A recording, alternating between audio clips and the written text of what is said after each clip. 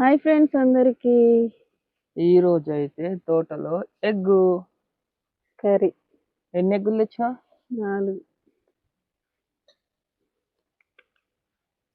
అయితే నలుగురు గుడ్డులు. కదా, 4 తెచ్చి. మనిషికి ఒకటి అనమాట.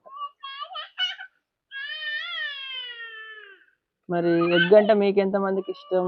ఇల్లు ఏమేసి ఉంటావు మరి? ఇంకా చింత చిగురు అంటే తెస్తా అంటే తేవా? చింత చిగురు అయితే ఇప్పుడు తేవడానికి పోతే కొంచెం దూరం ఉంది, తొందరగా తేవాలి మరి.